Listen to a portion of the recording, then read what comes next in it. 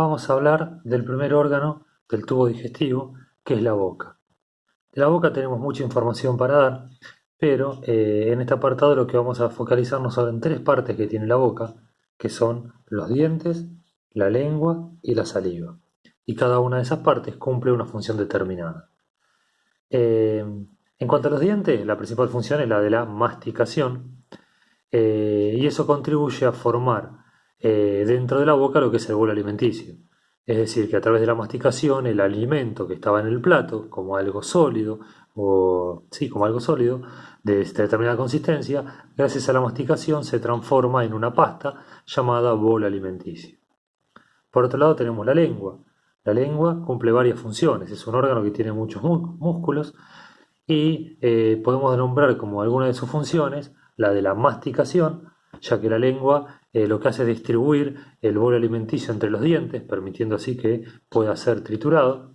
También la lengua participa en la deglución, es decir, en el acto de tragar, ya que lo que hace la lengua es empujar ese bolo alimenticio hacia la orofaringe para que pueda ser tragado o deglutido. También en el dorso de la lengua tenemos las papilas gustativas, por eso participan del gusto. Y por último, la lengua participa en la articulación de la palabra. ¿Qué significa esto? Significa darle nitidez o darle definición al sonido para decir una palabra. El sonido de la voz sale de las cuerdas vocales, que están en la laringe, pero ese sonido no es nítido, sería más un ruido. Lo que hace la lengua es permite esa nitidez que nos hace poder comprender las palabras. Por otro lado tenemos la saliva. La saliva, que es producida por las glándulas salivales anexas, hay mayores y menores, tiene como objetivo, o uno de sus objetivos, es humedecer, como dice acá, las mucosas de la boca. También humedece y ablanda ese alimento, o ese alimento que ingresa en la boca para formar el bolo alimenticio. También tiene una enzima en su interior llamada milasa salival. Esa milasa va cortando las cadenas de hidratos de carbono, de azúcares. Y por último, participa en la defensa, ya que en la saliva tenemos un tipo de anticuerpo llamado inmunoglobulina A, que es una primera línea de defensa. Lo más importante de la boca es que tienen que tener en claro que dentro de la boca ocurre el primer paso de la digestión, en donde ese alimento que está en el plato se transforma, gracias a la masticación y a la saliva que humedece, en una pasta blanda llamada bolo alimenticio. Una vez que está formado el bolo alimenticio, de la boca a través de la deglución pasa hacia la faringe. La faringe es un órgano que ya vimos nosotros, en respiratorio, ¿se acuerdan que tenía tres porciones?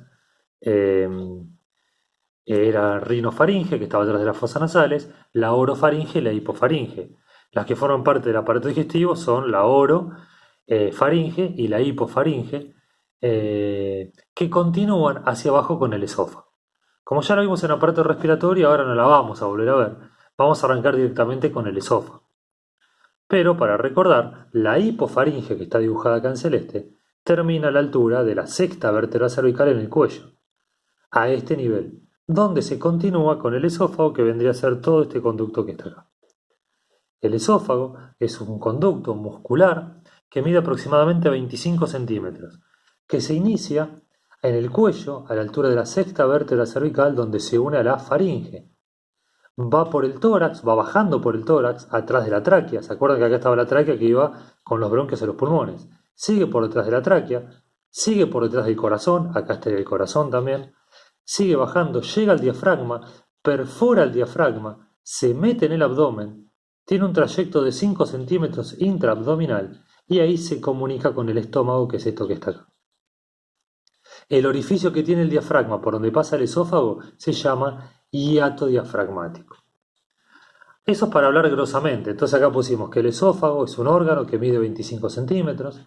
Podemos decir que conecta la faringe con el estómago, que empieza en el cuello, desciende por el tórax y llega hasta el abdomen, pasando por detrás de la tráquea y por detrás del corazón.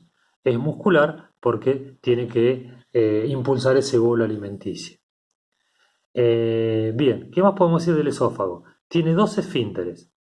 Un esfínter es un músculo que se cierra y se abre permitiendo o no el pasaje de sustancias a través de él. Los esfínteres esofágicos son dos. Uno superior, que es este que está acá, que está en la unión del esófago con la faringe, y el otro inferior, que es este que está acá, que está a la altura del esófago cuando atraviesa el diafragma, a la altura del hiato diafragmático. Estos esfínteres tienen dos funciones distintas. El superior, ambos se mantienen cerrados en forma continua y solo se abren cuando pasa el bolo alimenticio desde la faringe hacia el estómago. ¿Cuál es la función del esfínter esofágico superior? Es evitar que ingrese el aire que respiramos habitualmente a la vía digestiva.